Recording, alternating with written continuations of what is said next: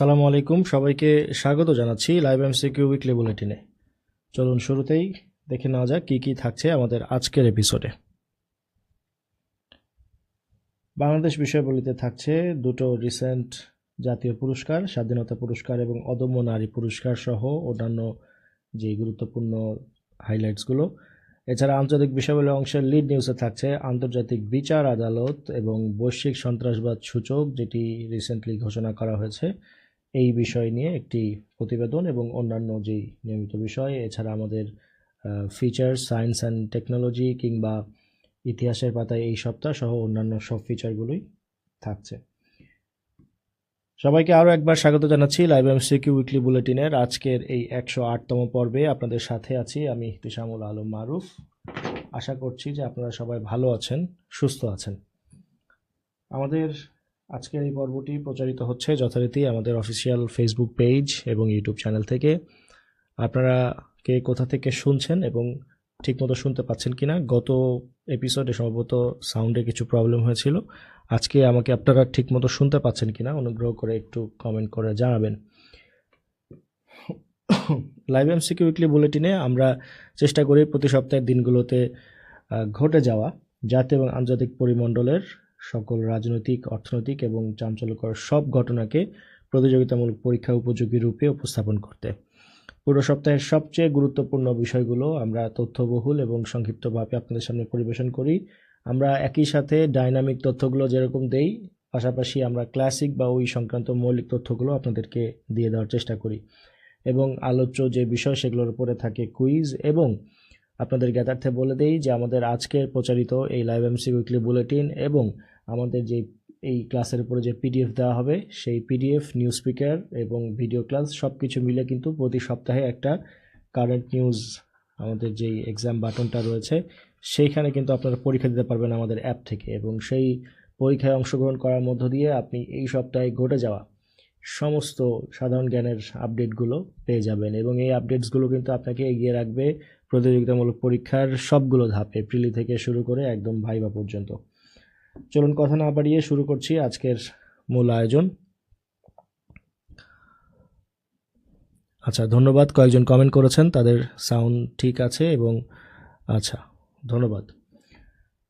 Right, কিছুক্ষণ আগেই অর্থাৎ আমরা আধা ঘন্টা আগেই যে আপডেটটা পেলাম, স্বাধীনতা পুরস্কার 2025 এইটা ঘোষণা করা হয়েছে। যদিও এই বিষয়ে জল্পনা কল্পনা এবং মিডিয়াতে বেশ কিছু আপডেট এর আগেও চলে এসেছিল। স্বাধীনতা পুরস্কার 2025 অফিসিয়ালি এটা ঘোষণা করা হয়েছে এবং প্রজ্ঞাপন জারি করা হয়েছে। স্বাধীনতা পুরস্কার কিন্তু বাংলাদেশের জাতীয় এবং সর্বোচ্চ একটি বেসামরিক পুরস্কার। 1977 সাল থেকে এই পুরস্কারটি প্রদান করা হয়। সর্বশেষ এই 2025 সালে মোট 7টি ক্যাটাগরিতে 7 জন বিশিষ্ট নাগরিককে এই পুরস্কারটি দেওয়া হয়েছে। এর মধ্যে 6 জনই কিন্তু মরণোত্তর এই পুরস্কারটি পেয়েছেন। আমরা একটু সংক্ষেপে দেখে নেই। বিজ্ঞান ও প্রযুক্তি ক্যাটাগরিতে পেয়েছেন অধ্যাপক জামাল নজরুল ইসলাম। তিনি একজন পদার্থবিজ্ঞানী, মহাবিশ্বের উদ্ভব এবং পরিণতির বিষয়ে মৌলিক গবেষণার জন্য বিশেষভাবে তিনি খ্যাত। এছাড়া তারপরেই আছেন স্যার ফজলে হাসান আবেদ। তিনি একজন সমাজসেবক এবং সমাজসেবা ক্ষেত্রে তিনি এই পুরস্কারটি পেয়েছেন। তিনি ব্র্যাক এই ইনস্টিটিউটের প্রতিষ্ঠাতা, অর্গানাইজেশনটির প্রতিষ্ঠাতা, এবং 1972 সালে তিনি এটি প্রতিষ্ঠা করেছিলেন। দারিদ্র্য দূরীকরণ এবং প্রান্তিক মানুষের ক্ষমতায়নে এশিয়া এবং আফ্রিকার 11টি দেশে কার্যক্রম পরিচালনা করে যাচ্ছে ব্র্যাক। শিক্ষা ও গবেষণার ক্ষেত্রে পুরস্কার পেয়েছেন জনাব বদরুদ্দিন মোহাম্মদ ওমর। তিনি একজন লেখক এবং বুদ্ধিজীবী, এবং এই যে 7 জন পুরস্কার পাচ্ছে তাদের মধ্যে একমাত্র তিনি জীবিত অবস্থাতেই পুরস্কারটি পেয়েছেন। এবার বাদবাকি 6 জনে কিন্তু মরণোত্তর ক্যাটাগরিতে পেয়েছেন। ভাষা আন্দোলন নিয়ে লেখা তার বই পূর্ব বাংলার ভাষা আন্দোলন এবং তৎকালীন রাজনীতি, এটি তার অত্যন্ত গুরুত্বপূর্ণ একটি ইতিহাস সংক্রান্ত বই। এছাড়া সাহিত্যে পুরস্কার পেয়েছেন মীর আব্দুস শুকুর আল মাহমুদ। তিনি একজন কবি হিসেবে আমাদের কাছে পরিচিত। এছাড়া তার কিছু মাস্টারপিস উপন্যাসও রয়েছে। তার সবচেয়ে সাড়া জাগানো সাহিত্যকর্ম হচ্ছে সোনালী কাবিন, এবং এটি সাহিত্যে ব্যাপক প্রভাব ফেলে। এছাড়া উল্লেখযোগ্য প্রকাশিত গ্রন্থ লোকলোকান্তর, কালের কলস ইত্যাদি। কবি আল মাহমুদ বাংলা সাহিত্যের আধুনিক যুগের অন্যতম শ্রেষ্ঠ একজন সাহিত্যিক। তবে রাজনৈতিক মতাদর্শ বা তার মতপার্থক্যের কারণে তিনি তার সমসাময়িক অন্যান্য সাহিত্যিকদের চাইতে একটা ভিন্ন সমান্তরালে চলে গিয়েছিলেন, যে কারণে হয়তোবা এই পুরস্কারটি পেতে তার এতদিন দেরি হলো। আরও যারা পুরস্কার পেয়েছেন সংস্কৃতি ক্যাটাগরিতে, নভের আহমেদ, তিনিও মরণোত্তর পেয়েছেন। তিনি একজন ভাস্কর এবং চিত্রকর, কেন্দ্রীয় শহীদ মিনারের অন্যতম নকশাকার। তিনি মুক্তিযুদ্ধ এবং সংস্কৃতি এই ক্যাটাগরিতে পেয়েছেন। মোহাম্মদ মাহবুবুল খান ওরফে আজম খান, মুক্তিযুদ্ধ গেরিলা অভিযান অপারেশন তিতাসের নেতৃত্বে তিনি ছিলেন। আর সর্বশেষ পেয়েছেন প্রতিবাদী তারুণ্য ক্যাটাগরিতে আবরার ফাহাদ, বুয়েটের শিক্ষার্থী, যাকে অত্যন্ত নির্মমভাবে একটি নিষিদ্ধ ঘোষিত রাজনৈতিক দলের ছাত্র সংগঠন, নিষিদ্ধ ঘোষিত একটি ছাত্র সংগঠন, তারা অত্যন্ত নির্মমভাবে তাকে হত্যা করে তার বিভিন্ন প্রতিবাদীমূলক দেশাত্মবোধক স্ট্যাটাসের কারণে। এবং অন্যায়ের বিরুদ্ধে দাঁড়ানোর এই সাহসিকতার প্রতীক হিসেবে আবরার ফাহাদকে এবছর পুরস্কার প্রদান করা হয়েছে। এছাড়া এবারের স্বাধীনতা পুরস্কার প্রজ্ঞাপনের আরেকটি উল্লেখযোগ্য বিষয় হচ্ছে শহীদ প্রেসিডেন্ট জিয়াউর রহমান, তাকে 2003 সালে প্রদত্ত স্বাধীনতা পুরস্কার মহামান্য সুপ্রিম কোর্টের যে রায়ের পটভূমিতে 2016 সালে তৎকালীন সরকার বাতিল করেছিল, উক্ত রায়ে তাকে প্রদত্ত স্বাধীনতা পুরস্কার বাতিলের কোনো নির্দেশনা না থাকায় মহান মুক্তিযুদ্ধে তার অসাধারণ অবদান বিবেচনায় তার স্বাধীনতা পুরস্কার বাতিলের যে সিদ্ধান্ত ছিল সেটাকে রহিত করা হয়েছে।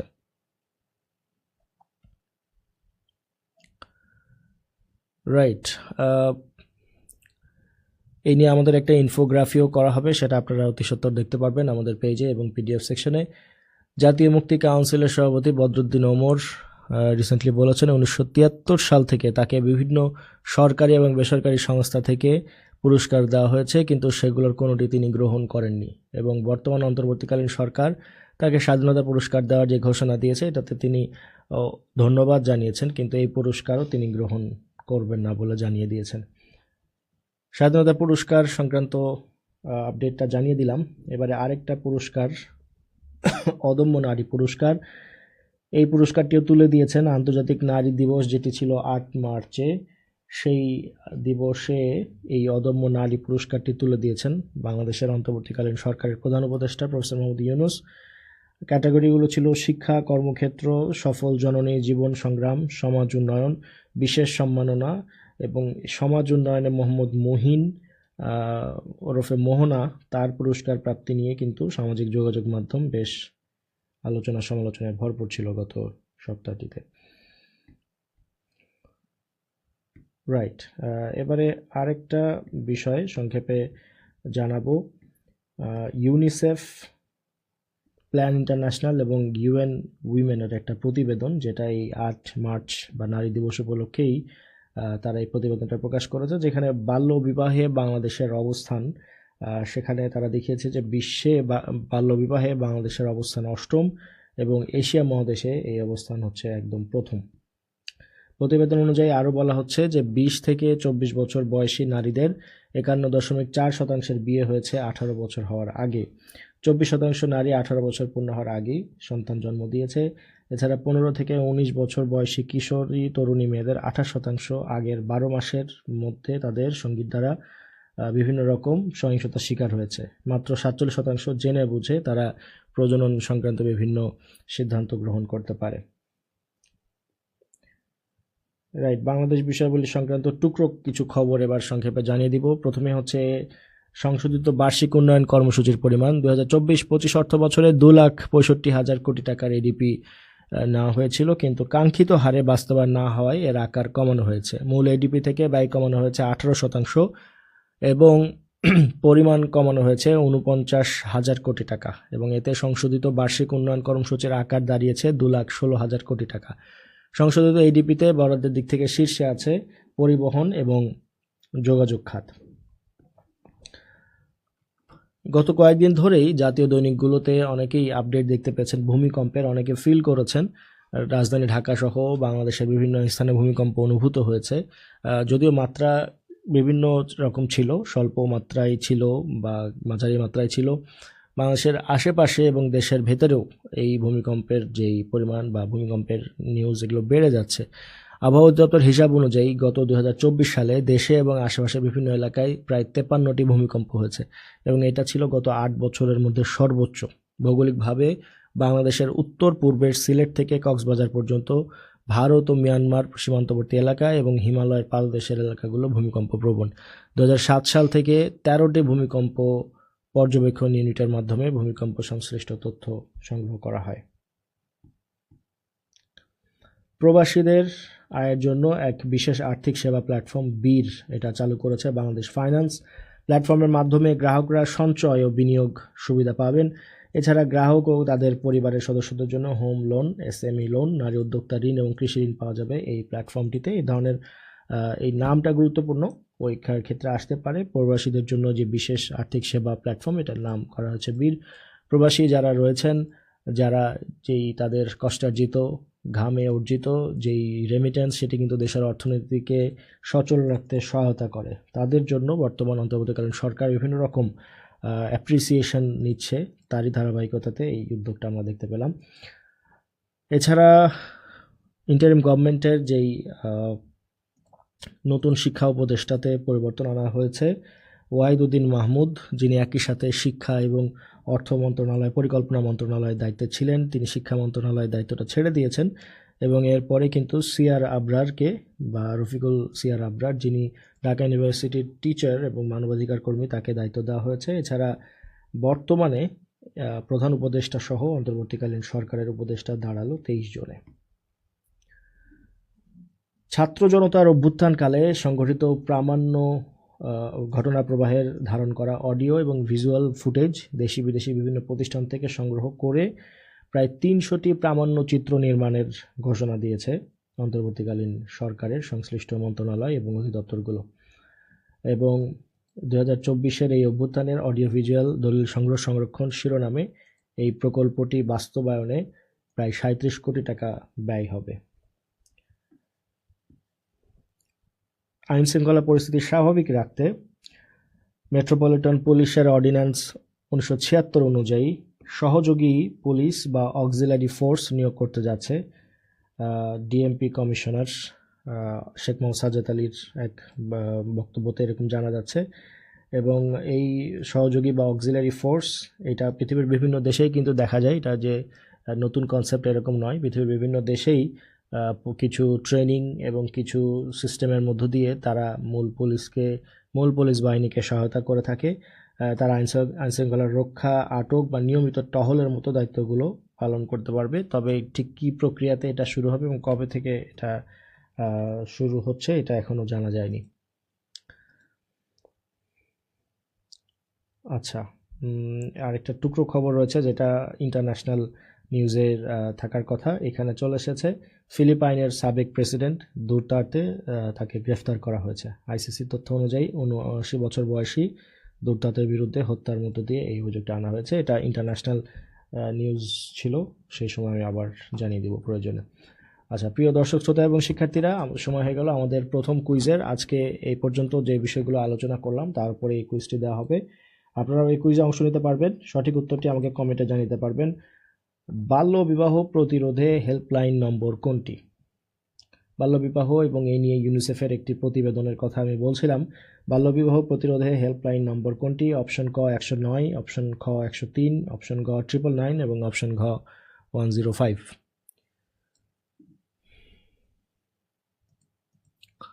মাহবুব হোসেন সালাম জানিয়েছেন। ওয়ালাইকুম সালাম। আচ্ছা, ওকে।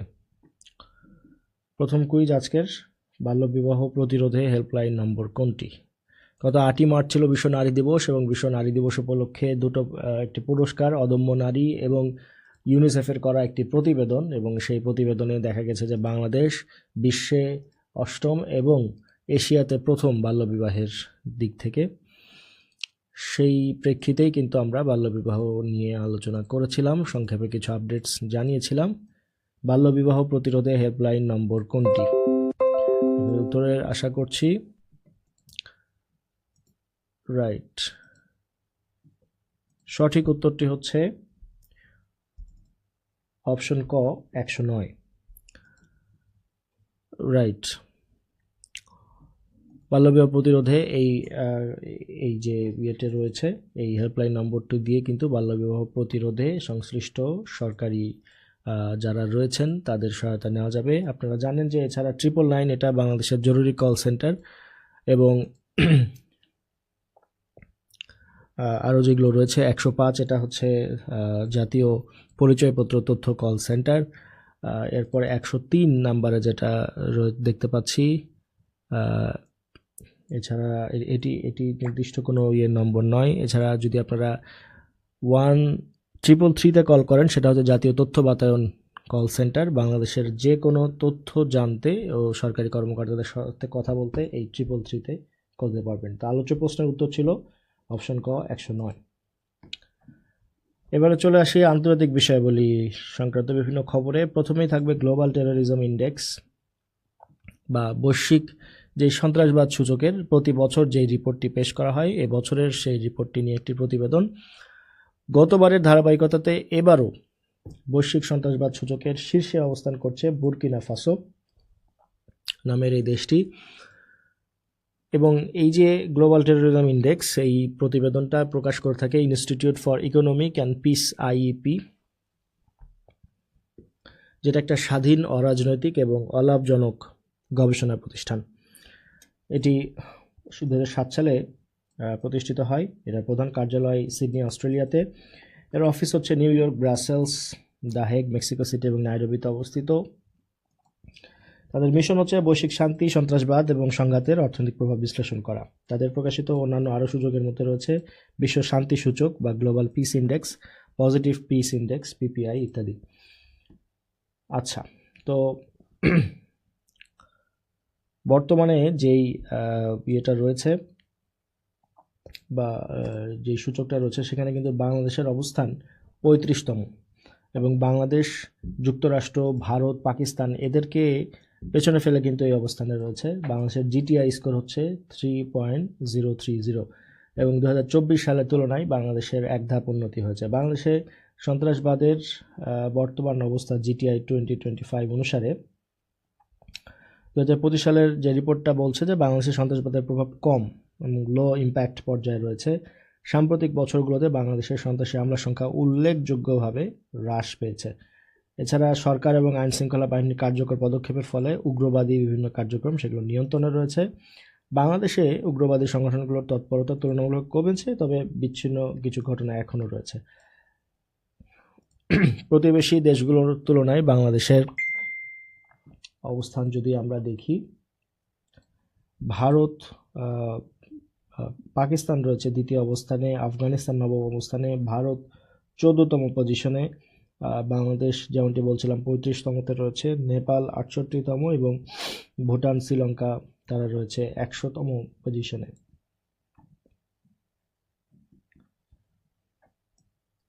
এছাড়া শীর্ষ 10টি দেশ যেখানে প্রভাব সবচেয়ে বেশি, যেমনটি বলছিলাম যে এটার প্রভাব এই গ্লোবাল ইন্ডেক্স অনুযায়ী প্রথমে রয়েছে বুরকিনা ফাসো। সবার আগে 1 নম্বরে যে শীর্ষে যে দেশটি রয়েছে সেটি হচ্ছে বুরকিনা ফাসো। এরপরে পাকিস্তান এবং তৃতীয় অবস্থানে রয়েছে সিরিয়া। এছাড়া শীর্ষ 10-এর অন্য দেশগুলো হচ্ছে যথাক্রমে Mali, Niger, Nigeria, Somalia, Israel, Afghanistan এবং ক্যামেরুন। রাইট, এখানে আপনারা দেখতে পাচ্ছেন ইমেজটা, যদিও খুবই সংক্ষিপ্ত আকারে, তবে আমাদের পিডিএফে আমরা বিস্তারিত দেওয়ার চেষ্টা করব। রাইট, সাহেল অঞ্চল নামে একটা অঞ্চল, যেটির নাম হয়তো আপনারা অনেকে শুনেছেন, সাহেল অঞ্চল। এই সাহেল অঞ্চল উপরের যে 5টি দেশ, যে দেশগুলো রয়েছে এবারে শীর্ষে, যেমন বুরকিনা ফাসো রয়েছে, তারপরে মালি এবং নাইজার, এগুলো হচ্ছে সাহেল অঞ্চলের দেশ। তো এই সাহেল অঞ্চলের দেশগুলোর 3টি দেশ শীর্ষ 5-এ রয়েছে, এবং এই দেশগুলোতে সন্ত্রাসবাদের কেন্দ্রবিন্দু হিসেবে পরিচিত, বৈশ্বিক সন্ত্রাসবাদের একটা কেন্দ্রবিন্দু। এবং 2024 সালে বৈশ্বিক সন্ত্রাসজনিত মৃত্যুর অর্ধেকেরও বেশি এই অঞ্চলে ঘটেছে। এছাড়া নাইজেরিয়া সহ শীর্ষ 10-এর আরও কিছু দেশও এই আফ্রিকা অঞ্চলে অবস্থিত। দক্ষিণ এশিয়া অঞ্চলে তথা পাকিস্তান, আফগানিস্তান বৈশ্বিক র্যাঙ্কে শীর্ষ 10-এ রয়েছে, যা এই অঞ্চলে সন্ত্রাসবাদের প্রভাব নির্দেশ করে। তবে বিপরীতে একই অঞ্চলের ভুটান, শ্রীলঙ্কায় সাম্প্রতিক বছরগুলোতে কোনো সন্ত্রাসী হামলা ঘটেনি এবং তাদের অনেকের স্কোর হচ্ছে 0, ভুটান এবং শ্রীলঙ্কা, যেমনটি আপনারা দেখছিলাম। এছাড়া বিশ্বজুড়ে অনেক দেশে সন্ত্রাসবাদের একেবারে প্রত্যক্ষ প্রভাব বলা চলে একেবারেই কম।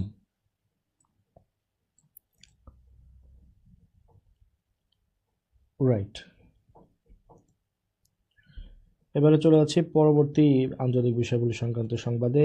আন্তর্জাতিক বিচার আদালত আইসিজে, যেটা ইন্টারন্যাশনাল কোর্ট অফ জাস্টিস, তার নতুন প্রেসিডেন্ট নির্বাচিত হয়েছেন প্রফেসর ইয়াওয়া ইউজি। তিনি একজন জাপানিজ আইনবিদ। তিনি সাবেক প্রেসিডেন্ট নওয়াব সালামের অভিষিক্ত হন এবং এর আগে জানুয়ারিতে নওয়াব সালাম লেবাননের প্রধানমন্ত্রী নির্বাচিত হলে তিনি পদত্যাগ করেন। নতুন প্রেসিডেন্ট 2018 থেকে আইসিজের একজন সদস্য। এছাড়া তিনি জাতিসংঘের মানবাধিকার বিষয়ক কমিটির সভাপতি। এছাড়াও তিনি টোকিও ইউনিভার্সিটিতে আন্তর্জাতিক আইন বিষয়ে অধ্যাপনা করতেন। আন্তর্জাতিক আদালতের বিচারকদেরকে যদি আমরা দেখি, বর্তমানে নতুন প্রেসিডেন্ট হয়েছেন ইয়াওয়াসাওয়া ইউজি। তিনি জাপানের একজন নাগরিক এবং তিনি প্রেসিডেন্ট হয়েছেন। তিনি আগে থেকেই বিচারক ছিলেন। আর ভাইস প্রেসিডেন্ট হয়েছে বর্তমানে রয়েছেন জুলিয়া সেবুটিন্ডে উগান্ডার।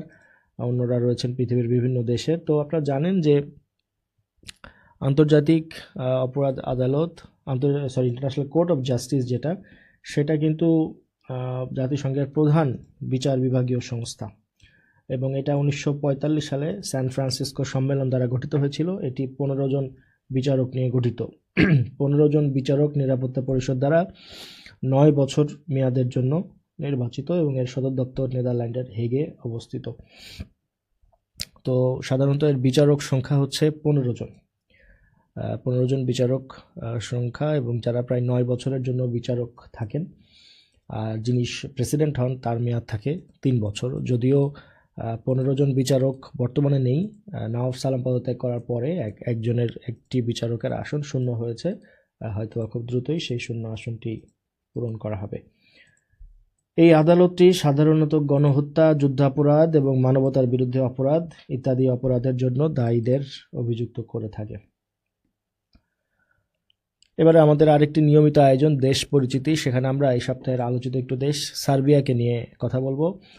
সার্বিয়াতে গত 4 মাস ধরেই কিন্তু শিক্ষার্থীদের নেতৃত্বে বিক্ষোভ চলছে এবং একটা রেল স্টেশনের ছাদ ধসে প্রায় 15 জন নিহত হওয়ার জের ধরে এই বিক্ষোভ শুরু হয়। এই বিক্ষোভে শিক্ষক, কৃষক সহ অন্য শ্রেণী পেশার লোকজনও সামিল হলে সেটা প্রেসিডেন্ট আলেকজান্ডার ভুসিসের 1 দশকের শাসনের জন্য বেশ বড় ধরনের হুমকি হয়ে দেখা যায় এবং সরকারের বিরুদ্ধে বিক্ষোভ এবং শিক্ষার্থীদের চলমান আন্দোলনের সমর্থন জানিয়ে সার্বিয়ার পার্লামেন্টের অধিবেশন কক্ষে স্মোক গ্রেনেড ও পিপার স্প্রে ছুড়েছেন বিরোধী দলের আইন প্রণেতারাও।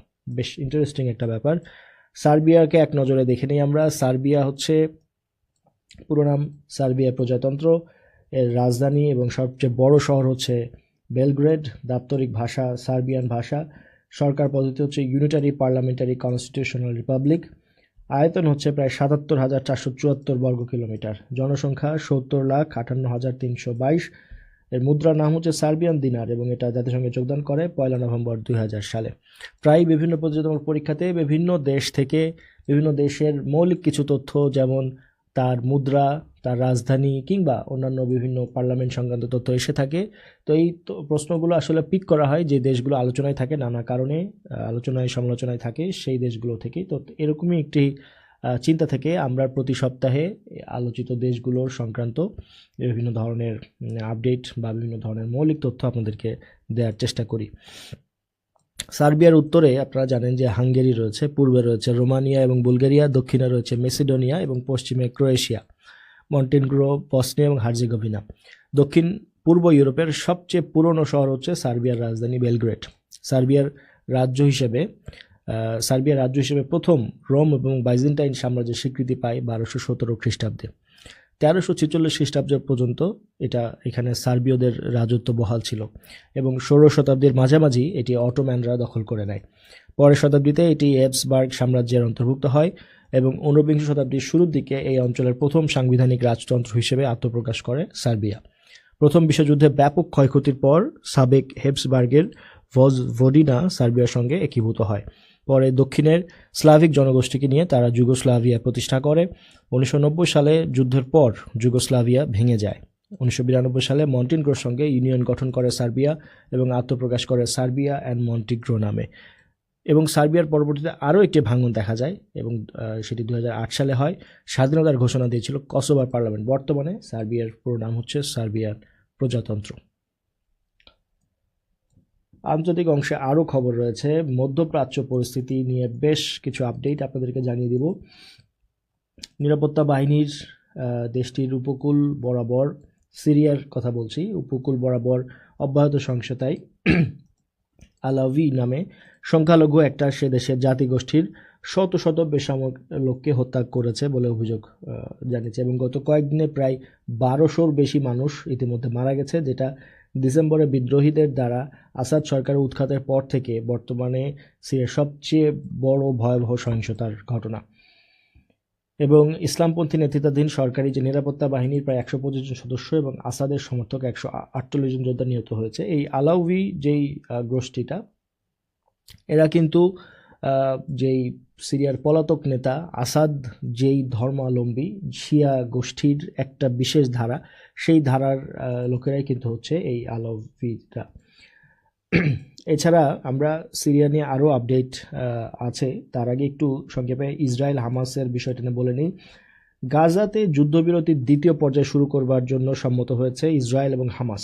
ফিলিস্তিনি স্বাধীনতাকামী সংগঠন হামাস বলছে আলোচনা শুরুর ইঙ্গিত পাওয়া গেছে, যদিও ইসরায়েল হাঙ্গারকে বা ক্ষুধাকে একটা অস্ত্র হিসেবে ব্যবহার করছে।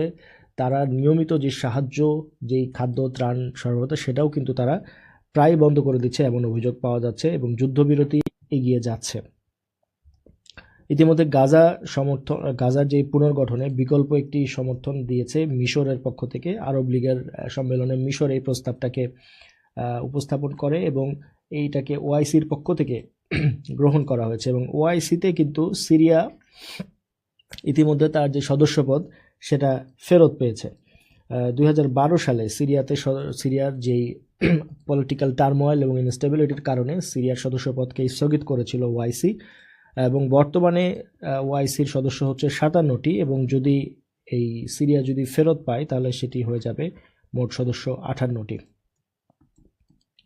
ওআইসির ব্যাপারে একটু জানিয়ে দেই, ওআইসির বর্তমান সদস্য সংখ্যা হচ্ছে 57টি। দক্ষিণ আমেরিকা অঞ্চলের দুটি দেশ গায়ানা এবং সুরিনাম ওআইসির সদস্য। এটি প্রতিষ্ঠিত হয় 1969 সালের 25 সেপ্টেম্বর মরক্কোতে রাবাত সম্মেলনের মাধ্যমে। আরব ইসরায়েল যুদ্ধের পরিপ্রেক্ষিতে মূলত মুসলিম দেশগুলো একটি প্ল্যাটফর্মে আসার চিন্তা ভাবনা করেছিল। ওআইসি সদর দপ্তর সৌদি আরবের জেদ্দায় অবস্থিত। বর্তমান মহাসচিব হুসেইন ইব্রাহিম তহা। রাইট, সিরিয়ার সরকার এবং যেই এসডিএফ তার মধ্যে একটা চুক্তি হয়েছে গত রাতে। খুব ইন্টারেস্টিং একটা চুক্তি হয়েছে সিরিয়ান গভর্নমেন্ট এবং এসডিএফ বা সেখানকার যে সিরিয়ান ডেমোক্রেটিক ফোর্স বা কুর্দিদের দ্বারা। তো কুর্দি কিন্তু সিরিয়া, তুরস্ক এবং ইরান, ইরাক এই পুরো অঞ্চলটা জুড়েই কুর্দিদের আলাদা একটা স্বতন্ত্র অবস্থান রয়েছে এবং এই কুর্দি জনগোষ্ঠী চায় কুর্দিস্তান নামে তাদের আলাদা একটি রাষ্ট্র প্রতিষ্ঠা করতে। এবং খুবই রিসেন্টলি আপনারা দেখেছেন, গত সপ্তাহে আমরা বলছিলাম যে তুরস্কের যেই পিকেকে বা কুর্দি বিদ্রোহী যে গোষ্ঠী রয়েছে তারা কিন্তু সরকারের সাথে একটা আলোচনায় এসেছে, সমঝোতা এসেছে এবং তারই ধারাবাহিকতাতে কিন্তু আমরা দেখতে পাচ্ছি সিরিয়াতেও যে এসডিএফ বা সিরিয়ান ডেমোক্রেটিক ফোর্সেস, তারা এই সিরিয়ান যিনি প্রেসিডেন্ট এখন জুলানি বা মোহাম্মদ আল সারা, তার সাথে কিন্তু একটা চুক্তিতে তারা আহমেদ আল সারার সাথে তারা চুক্তিবদ্ধ হয়েছে এবং এই চুক্তি অনুযায়ী সিরিয়ান ডেমোক্রেটিক ফোর্স যেটা এখন সিরিয়ার রাষ্ট্রীয় বাহিনীর সাথে একীভূত হয়ে যাবে এবং এই চুক্তিতে সিরিয়ার ঐক্যের উপর জোর দেওয়া হয়েছে এবং শর্ত দেওয়া হয়েছে যে উত্তর পূর্ব সিরিয়ার সকল বেসামরিক ও সামরিক প্রতিষ্ঠান, সীমান্ত ক্রসিং, বিমানবন্দর, তেল ও গ্যাস ক্ষেত্র সিরিয়ার প্রশাসনের সঙ্গে একীভূত করা হবে। যুক্তরাষ্ট্রের অনেকটা সমর্থনপুষ্ট এই এসডিএফ 2015 সাল থেকে উত্তর পূর্ব সিরিয়ার একটি আধা স্বায়ত্তশাসিত অঞ্চল নিয়ন্ত্রণ করে আসছিল। এই চুক্তির ফলে এখন এটি সরাসরি সিরিয়ান গভর্নমেন্টের নিয়ন্ত্রণে আসবে। রাইট, কিছু টুকরো খবর জানিয়ে দিচ্ছি। কোয়ালিশন অব উইলিং, রাশিয়ার হাত থেকে ইউক্রেনকে রক্ষা এবং যুদ্ধের অবসান করতে যুক্তরাজ্য, ফ্রান্স এবং ইউরোপের অন্য দেশগুলোকে নিয়ে কোয়ালিশন অব উইলিং জোট গঠন সহ 4 দফা কর্মপরিকল্পনা ঘোষণা করেছেন ব্রিটিশ প্রধানমন্ত্রী কিয়ার স্টারমার। আপনারা জানেন যে প্রেসিডেন্ট জেলেনস্কির সাথে প্রেসিডেন্ট ট্রাম্পের যে উত্তপ্ত বাক্য বিনিময় হয়েছিল এবং তারই পরিপ্রেক্ষিতে ইউরোপের অন্যান্য দেশগুলো ইউক্রেনকে সহায়তা করা এবং তার প্রতি যে সমর্থন সেটি পুনর্ব্যক্ত করার সিদ্ধান্ত নিয়েছিল এবং কোয়ালিশন অফ উইলিংয়ে যোগ দিতে তারা অন্যান্য দেশগুলোকে আহ্বান জানাচ্ছিল। ইতিমধ্যে অবশ্য জেলেনস্কি বলেছেন যে যুক্তরাষ্ট্রের নেতৃত্বেই শান্তি আলোচনা এগিয়ে নিয়ে যাওয়া সম্ভব।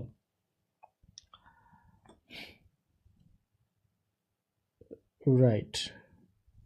এছাড়া একটা পাকিস্তানের বেলুচিস্তানে একটা বোমা বিস্ফোরণ এবং সেখানে একটা আইইডি বা ইম্প্রোভাইজড এক্সপ্লোসিভ ডিভাইস বিস্ফোরণের কথা বলা হচ্ছে, যেটা তাৎক্ষণিক উদ্ভাবিত বিস্ফোরক সামরিক পদ্ধতি অপেক্ষা অন্য কোনো উপায় নির্মিত একটি বোমাকে বলে।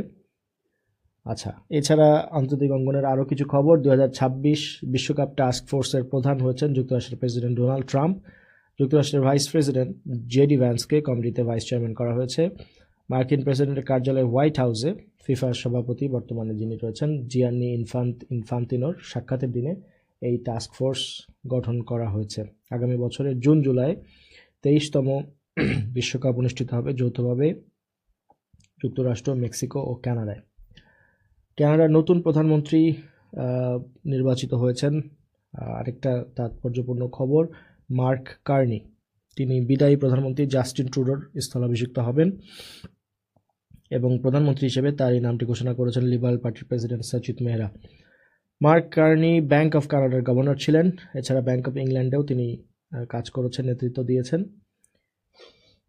রাইট, লিবারেল পার্টির নেতা হিসেবে তিনি নির্বাচিত হলেন। এছাড়া বিশ্ব মানব ভ্রাতৃত্ব বিষয়ক সম্মেলন, যেটি আগামী 12 থেকে 13 সেপ্টেম্বর ভ্যাটিকান সিটিতে অনুষ্ঠিত হবে। এই ভ্রাতৃত্ব বিষয়ক সম্মেলনে বিভিন্ন ধর্ম, সংস্কৃতি এবং জাতির প্রতিনিধিদের একত্রিত করে মানবতার মূল্যবোধ এবং ভ্রাতৃত্ববোধের প্রচারে কাজ করা হবে এবং প্রধান উপদেষ্টা ডক্টর মোহাম্মদ ইউনূসকে ইতিমধ্যে আমন্ত্রণ জানানো হয়েছে এই সম্মেলনে যোগ দিতে। বিশ্বে বর্তমানে সবচেয়ে শীর্ষে বা সবচেয়ে ইয়েতে রয়েছে কোন দেশ অস্ত্র আমদানির ক্যাটাগরিতে? স্টকহোম ইন্টারন্যাশনাল পিস রিসার্চ ইনস্টিটিউটের রিপোর্ট অনুযায়ী 2020 থেকে 2024-এর মধ্যে সবচেয়ে বেশি অস্ত্র আমদানি করা হয়েছে বা শীর্ষ অস্ত্র আমদানিকারী দেশ এখন ইউক্রেন। 35টি দেশ 2020 থেকে 2024-এর মধ্যে ইউক্রেনকে অস্ত্র দিয়েছে। তার মধ্যে 45% অস্ত্র গেছে শুধুমাত্র যুক্তরাষ্ট্র থেকেই।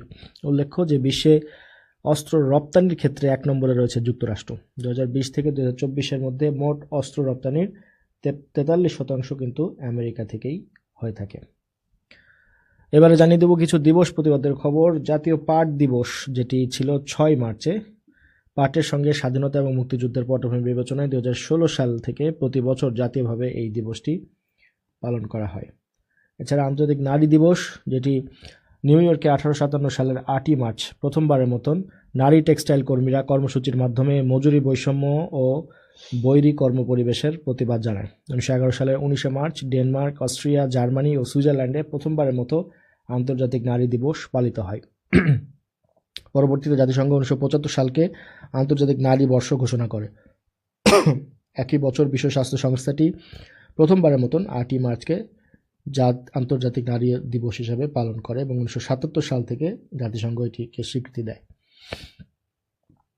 এছাড়া 10 মার্চ জাতীয় দুর্যোগ প্রস্তুতি দিবস হিসেবে দেশব্যাপী পালিত হয়। প্রিয় দর্শক শ্রোতা এবং শিক্ষার্থীরা, চলুন এই পর্যায়ে আমরা জেনে নিই এই সপ্তাহের সায়েন্স অ্যান্ড টেক নিউজ বা সায়েন্স জগতের বিভিন্ন আপডেটস। প্রথমেই জানাবো একটি পুরস্কারের খবর। 2024 সালের টুরিং পুরস্কার কম্পিউটার বিজ্ঞান সংক্রান্ত কাজ এবং গবেষণার জন্য সম্মানজনক পুরস্কার হিসেবে আলোচিত এই টুরিং পুরস্কার ব্রিটিশ গণিতবিদ অ্যালান টুরিং এর নামে পরিচিত কম্পিউটার বিজ্ঞানের নোবেল খ্যাত এই পুরস্কার দিয়ে থাকে association for computing machinery, ACM। 2024 সালে টুরিং পুরস্কার পেয়েছেন কৃত্রিম বুদ্ধিমত্তা সংশ্লিষ্ট গবেষণা এবং উন্নয়নের পথিকৃৎ অ্যান্ড্রু জি বার্তো এবং রিচার্ড এস সার্টন।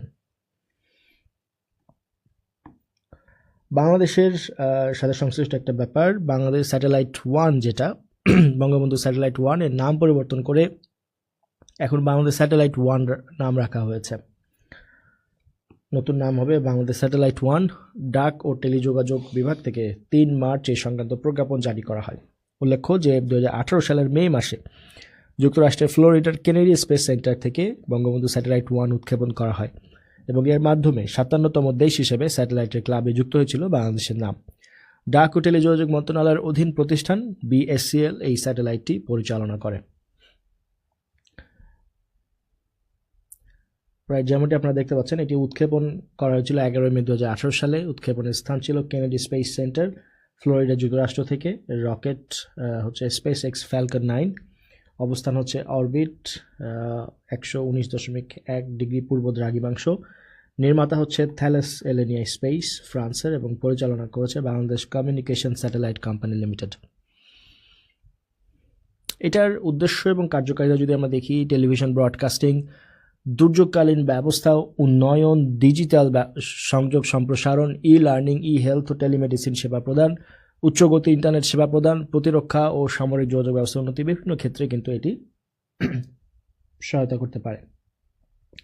আরেকটি নিউজ রয়েছে, এথেনা মহাকাশযান, সম্পূর্ণ ডিফারেন্ট এটা একটা নিউজ।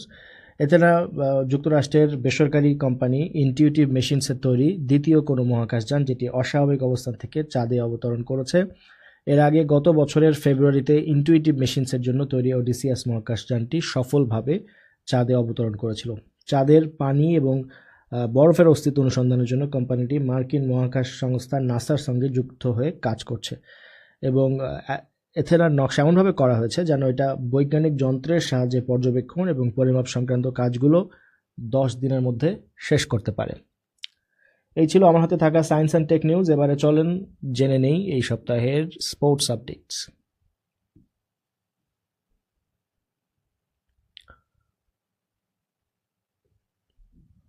কিছু কমেন্ট দেখে নেই। দিলরুবা দিনা এবং সুইটি ইয়াসমিন তারা সালাম দিয়েছেন। আর এর আগে রাধাকৃষ্ণ, ঝর্ণা হাসান পাখি, তারা কুইজের উত্তর করেছিলেন, তাদেরকে ধন্যবাদ জানাচ্ছি। আচ্ছা, রাইট, স্পোর্টস নিউজে শুরুতেই চ্যাম্পিয়ন্স ট্রফির খবর।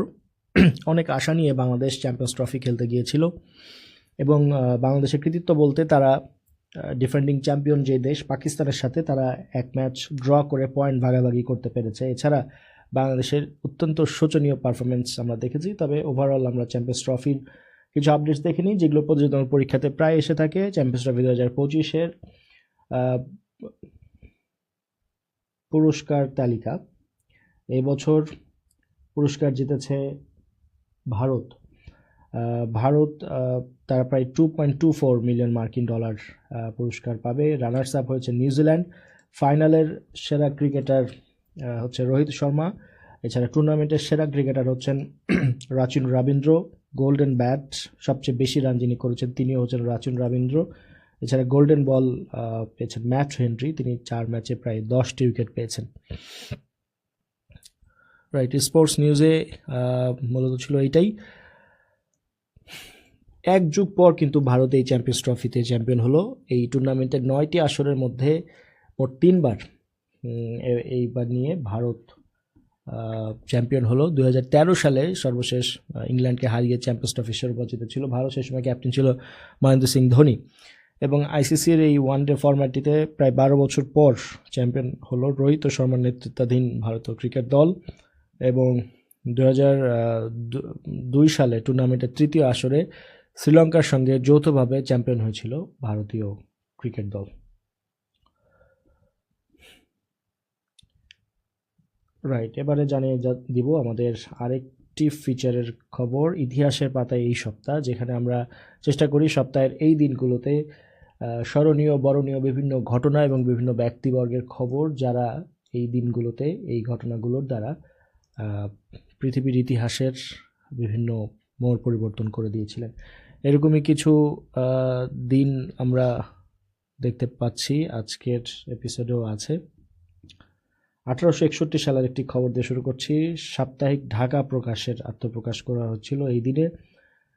ঢাকা থেকে প্রকাশিত এটি ছিল প্রথম বাংলা সংবাদপত্র। এর প্রথম সংখ্যা প্রকাশিত হয় 1861 সালের 7ই মার্চ বাবুবাজারের বাঙ্গালা যন্ত্র থেকে। ঢাকা প্রকাশের প্রথম সম্পাদক ছিলেন কবি কৃষ্ণচন্দ্র মজুমদার। এছাড়া ঈশ্বরচন্দ্র বসু, চন্দ্রকান্ত বসু, ব্রজসুন্দর মিত্র তারাও কিন্তু এর পরিচালক ছিলেন। এছাড়া 7 মার্চ 1973 সাল বাংলাদেশের প্রথম সাধারণ নির্বাচন অনুষ্ঠিত হয়েছিল, এবং 7ই মার্চেই কিন্তু বঙ্গবন্ধু অসহযোগ আন্দোলনের বা বঙ্গবন্ধু যে ভাষণ দিয়েছিলেন সেই ভাষণে কিন্তু সাধারণ জনগণ আপামর জনতা উদ্দীপ্ত হয়েছিল এবং স্বাধীনতার সংগ্রামের জন্য তারা ঝাঁপিয়ে পড়েছিল 1971 সালের 7ই মার্চে। রাইট, আরেকটি ডেট রয়েছে 10 মার্চ কিংবা 11 মার্চ 1584 সালে সম্রাট আকবরের যে ফরমান জারি করেছিলেন, ঐতিহাসিক একটি ফরমান, হিজরি চান্দ্র সন এবং বাংলা সৌর সনকে ভিত্তি করে বাংলা সন প্রবর্তিত হয়েছিল এবং নতুন সনটি প্রথমে ফসলি সন নামে পরিচিত ছিল এবং পরে সেটা বঙ্গাব্দ নামে পরিচিত হয়। এটি প্রবর্তন করেন সম্রাট আকবর কৃষিকাজের সুবিধার্থে 1584 খ্রিস্টাব্দের 10 থেকে 11 মার্চ বাংলা সন প্রবর্তন করেন এবং সেটা কার্যকর হয় তার সিংহাসন আরোহণের সময় থেকেই, অর্থাৎ 5 নভেম্বর 1556 সাল থেকে। প্রিয় দর্শক শ্রোতা এবং শিক্ষার্থীরা, আমরা আমাদের অনুষ্ঠানের একেবারে শেষ পর্যায়ে চলে এসেছি। তবে শেষ করার আগে আপনাদের জন্য রয়েছে আরও একটা কুইজে যাওয়ার আগে কিছু অ্যানাউন্সমেন্ট জানিয়ে দিব। 19তম শিক্ষক নিবন্ধন এনটিআরসি প্রস্তুতির মোট পরীক্ষা 84টি, লাইভ পরীক্ষা শুরু হতে যাচ্ছে আগামী 18 মার্চ থেকে এবং এখানে আপনারা পেয়ে যাচ্ছেন আমাদের আর্কাইভের প্রায় 20,000 প্রশ্ন, এনটিআরসি জব সলিউশন প্রায় 4,800 প্রশ্ন পেয়ে যাচ্ছেন। যে কোনো সময় যোগদান করতে পারছেন। এই প্যাকেজটি আপনারা কিনতে পারবেন 498 টাকা দিয়ে এবং সকল ক্লাস পেয়ে যাবেন 750 টাকা দিয়ে। অর্থাৎ এনটিআরসির প্যাকেজে কিন্তু আপনারা এনটিআরসির ভিডিও ক্লাসও রয়েছে, প্রায় 38টা ভিডিও ক্লাস বিষয়ভিত্তিক বাংলা, ইংরেজি, সাধারণ জ্ঞান, গণিতের এক্সপার্ট টিচারদের দ্বারা সেই ক্লাসগুলোর অ্যাক্সেসও কিন্তু আপনারা পেয়ে যাবেন। এছাড়া 14 থেকে 20তম গ্রেডের চাকরির লিখিত প্রস্তুতি, যেটা শুরু হতে যাচ্ছে 15 মার্চ লাইভ রিটেন অ্যাপে, যেখানে মোট লাইভ পরীক্ষা থাকবে 42টা, এর মধ্যে বিষয়ভিত্তিক 35টা এবং ফুল মডেল টেস্ট থাকবে 7টা। রাইট, কুইজটা জানিয়ে দিচ্ছি। বৈশ্বিক সন্ত্রাসবাদ সূচক 2025 অনুযায়ী সন্ত্রাসবাদের শীর্ষ দেশ কোনটা? বৈশ্বিক সন্ত্রাসবাদ সূচক 2025 অনুযায়ী সন্ত্রাসবাদে শীর্ষ দেশ কোনটা? এখানে 2024 রয়েছে, এটি হবে 2025। বৈশ্বিক সন্ত্রাসবাদ সূচক 2025 অনুযায়ী সন্ত্রাসবাদে শীর্ষ দেশ কোনটা? অপশন ক সিরিয়া, অপশন খ বুরকিনা ফাসো, অপশন গ পাকিস্তান এবং অপশন ঘ ইসরায়েল। আমরা আলোচনা করছিলাম বৈশ্বিক সন্ত্রাসবাদ সূচক নিয়ে বা গ্লোবাল টেরোরিজম ইন্ডেক্স বা জিটিআই নিয়ে আলোচনা করছিলাম। এই শীর্ষে কিন্তু রয়েছে বৈশ্বিক সন্ত্রাসবাদ সূচকের শীর্ষে কোন দেশটি রয়েছে? বাংলাদেশের অবস্থান কিন্তু এখানে 35তম। তো যারা আমাকে শুনছেন তারা কমেন্টে জানিয়ে দিতে পারেন গ্লোবাল টেরোরিজম ইন্ডেক্সে, এই ইন্ডেক্স অনুযায়ী বৈশ্বিক এই সন্ত্রাসবাদ সূচক অনুযায়ী শীর্ষে রয়েছে কোন দেশ? ইতিমধ্যে উত্তর করেছেন হাফসা বিনতে খায়ের, আরিফ সরকার, নাহিদা আক্তার লিসা, মেঘ পল। অপশন খ এর কথা বলছেন তারা। রাইট, সঠিক উত্তর হচ্ছে বুরকিনা ফাসো, অপশন খ। হ্যাঁ, Australian institute for economics and peace IEP 2024 তারিখে তারা গ্লোবাল টেরোরিজম ইন্ডেক্স এটি প্রকাশ করে থাকে এবং এখানে তারা ইম্প্যাক্ট অফ টেরোরিজম শিরোনামে এই রিপোর্টটা প্রকাশ করে থাকে। এই বছরের শীর্ষে রয়েছে বুরকিনা ফাসো, এরপরে রয়েছে পাকিস্তান, তারপরে সিরিয়া, মালি এবং পঞ্চম স্থানে রয়েছে নাইজার। প্রিয় দর্শক শ্রোতা এবং শিক্ষার্থীরা, উইকলি বুলেটিন আজকে এখানেই শেষ করছি। আগামী পর্ব দেখবার আমন্ত্রণ জানিয়ে এবং সকলের সুস্বাস্থ্য কামনা করে বিদায় নিচ্ছি। সবাই ভালো থাকবেন, সুস্থ থাকবেন। আল্লাহ হাফিজ।